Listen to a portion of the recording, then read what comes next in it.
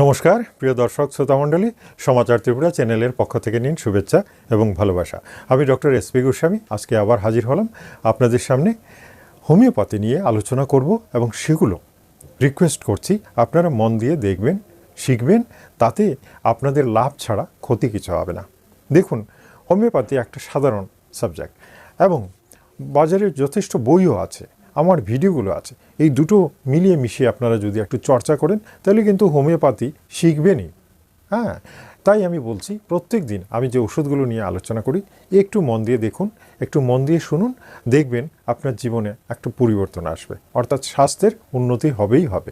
কিছু টাকাও বেঁচে যাবে, আপনি নিজেকেও রক্ষা করতে পারবেন, আপনার পরিবারের সদস্যদেরও রক্ষা করতে পারবেন। আসুন, প্রত্যেক দিনের মতো আমি একটা নতুন ওষুধ নিয়ে আলোচনা করব। আমি আগেই বলেছি যে হোমিওপ্যাথিতে অসংখ্য ওষুধ রয়েছে, বলতে গেলে কয়েক হাজার। ভালো চিকিৎসক হতে গেলে বা মনে করুন আপনার কিছু কিছু আইডিয়া হতে গেলেও আপনাকে অনেকগুলো ওষুধ সম্পর্কে জানতে হবে।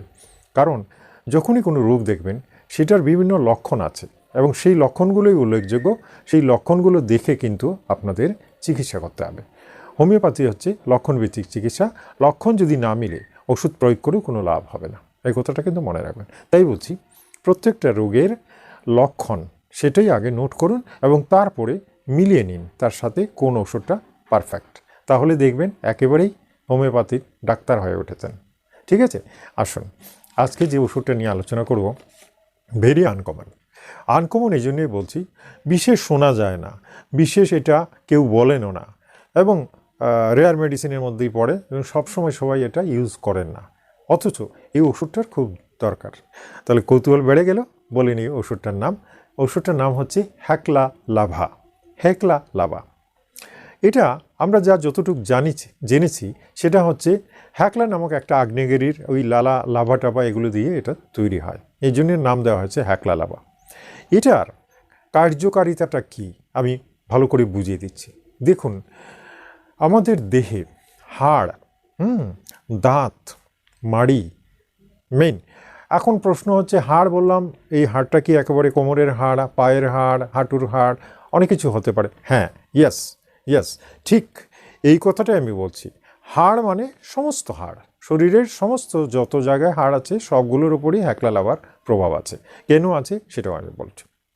আচ্ছা, দাঁত তো হাড় দিয়ে তৈরি, সুতরাং হাড়ের যে সমস্ত রোগ হবে, হাড়ের ক্ষয় বলুন, হাড়ের ইনফেকশন বলুন, এবং এই হাড়ের মধ্যে টিউমারই বলুন, হাড়ের মধ্যে রস শুকিয়ে যাওয়া বলুন, এভরিথিং কিন্তু এই হেকলা লাভা নিয়ন্ত্রণ করতে পারে এবং ইনফেকশনটাকে দূর করতে পারে। এটা এক্সপেরিমেন্টেড, এজন্যেই হাড়ের এই সমস্ত রোগে হেকলা লাভা একটা বিরাট ভূমিকা নিয়ে থাকে। এই জন্যই আজকে আমি ভিডিওটা তৈরি করলাম।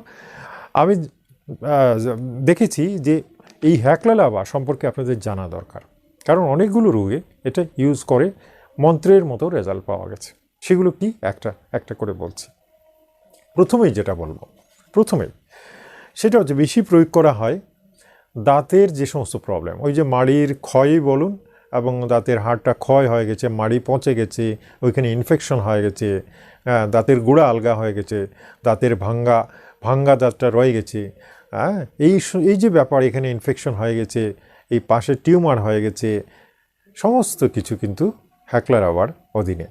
আপনারা এই সমস্ত ক্ষেত্রে হেকলা লাভা ওষুধটা খেলে পরে এই দাঁতের প্রবলেম থেকে মুক্তি পাবেন। ঠিক আছে, আসুন আরও বলছি। শিশুদের, ওই যে বলছিলাম হাড়ের ব্যাপার, তো শিশুদের রিকেটস বা রেকাইটিস, এই যে রোগটা, অর্থাৎ হাড়ের বৃদ্ধি নেই, সেটা প্রোটিন থেকেও হতে পারে। অনেক গরিব ছেলেমেয়েরা মা বাবা ভালো করে দুধ এগুলো খেতে দিতে পারে না, সেটার জন্য বাচ্চারা এরকম হাড় জিরজিরা হয়ে যায়, রিকেট হয়ে যায়। বড় দুঃখজনক এটা, যদিও এখন এটা কম হচ্ছে, সরকার দৃষ্টি দিয়েছেন এবং রিকেট রোগী এখন অনেকটা কমে গেছে। তাহলেও এখনও গ্রামে গঞ্জে অনেক গরিব ঘরের ছেলেমেয়েরা রিকেট রোগের শিকার। একদম কি বলবো, একদম হাড় দুটো বেরিয়ে যাচ্ছে বাচ্চাদের, এরকম অনেক কেস আমি নিজেও দেখেছি। আমার এখানে যারা এসেছেন এদের মধ্যেও অনেক পেয়েছি। তবে অনেক বড় লোকের ঘরেও কিন্তু রিকেট রোগী পাওয়া গেছে। হ্যাঁ, এটার অনেক কারণ থাকতে পারে, ইনফেকশন হতে পারে বা বডিতে এমন কোনো সেল নষ্ট হয়ে গেছে যেটা হাড়কে নিয়ন্ত্রণ করতে পারছে না। এই সমস্ত ক্ষেত্রে এই হাড়ের যে সমস্ত সমস্ত সমস্যাতেই কিন্তু হ্যাকলা লাভাকে স্মরণ করা যেতে পারে। এবং এই হ্যাকলা লাভা বিভিন্নভাবে দেখা গেছে ইনফেকশনটাকে শেষ করতে পারে। আরও আছে, আমি বলছি, যেমন দেখুন ঘাড়ের গ্ল্যান্ড ফোলা, ঘাড়ের যে গ্ল্যান্ডটা এটা ফুলে গেল, এখানে টিউমার হয়ে গেল, ঘাড়ের মধ্যে টিউমার হয়ে গেল, সেখানে কিন্তু হ্যাকলা লাভা। হাড়ের উপরে টিউমার যদি হয়ে যায় হ্যাকলা লাভা। যদিও কোনায়াম আছে, হ্যাঁ, ক্যালকেরিয়া কার্ভ রয়েছে, অনেক ঔষধই আছে, কিন্তু ঘাড়ের এখানে হলে পরে হ্যাকলা লাভা ভালো কাজ করে দেখা গেছে, হ্যাঁ, যদি হাড়ের সাথে তার সম্পর্ক থাকে। এবার বলবেন তাহলে পায়ের হাড়ে যদি এরকম হাড় বেড়ে, অনেকের কিন্তু হাড় বাড়ে, আপনারা দেখেছেন তো, পায়ের পাতার উপর দিকে হাড়টা বেড়ে গেল, এরকম উঁচু হয়ে গেছে এরকম জায়গাতে, সেই ক্ষেত্রে হ্যাকলা লাভা। এই ধরনের রোগী আমি অনেক পেয়েছি আমার এখানে এসেছি, যে হাড়ের পায়ের পাতার যে উপরের অংশটা ফুলে গেছে এবং বেশ ভয় লাগছে, এটা কি হয়ে গেল, ক্যান্সার হয়ে গেল, হাড়ের ক্যান্সার হয়ে গেল নাকি এটা হাড় ধীরে ধীরে বাড়ছে। অ্যালোপ্যাথি ডাক্তাররা বলছেন হবে না, অনেক দামি ইঞ্জেকশন দিতে হবে বা অপারেশন করাতে হবে, এরকমও বলা হচ্ছে। আসলে কোনো ব্যাপার নয়, সেটা হ্যাকলা লাভার নিয়ন্ত্রণে, অর্থাৎ সেখানে হ্যাকলা লাভা দিলে পরে ঠিক। তাহলে দেখুন, এই জন্যেই বলি হোমিওপ্যাথি যে কী জিনিস, যারা চর্চা করছেন তারাই বলতে পারবেন। হোমিওপ্যাথি ওয়ান কাইন্ডস অফ ম্যাজিকই বলা চলে। যেখানে একজন অ্যালোপ্যাথি ডাক্তার বলছেন 1 লাখ টাকা লাগবে, সেখানে দেখা গেল 10 টাকা দিয়ে হয়ে গেছে। সেই কারণেই বলি যে দুটোর মধ্যে যে ডিফারেন্স, এবং এই ডিফারেন্সটা যারা বিশ্বাস করেন, যাদের হোমিওপ্যাথির উপরে আস্থা আছে, তারাই কিন্তু জয়লাভ করবেন। আর এক শ্রেণীর লোক আছেন এটাকে একেবারেই নেগলিজেন্সি করে ওরা ওই দিকেই যান এবং শেষে নিজেকে ওই অস্ত্রের হাতে দিয়ে নিজেকে কেটে কুটে শেষ করে দেন। এরকম অনেক কিছু হয়েছে। কেন কি, আমার কাছে অপারেশনের রোগী প্রচুর অনেক এসেছে এবং সেগুলোকে আমি সাধারণ হোমিওপ্যাথি ওষুধ দিয়ে ভালো করেছি। সেই সমস্ত ব্যক্তিরা সবসময় আমাকে স্মরণ করেন এবং বলেন যে আপনি সত্যি ভগবান।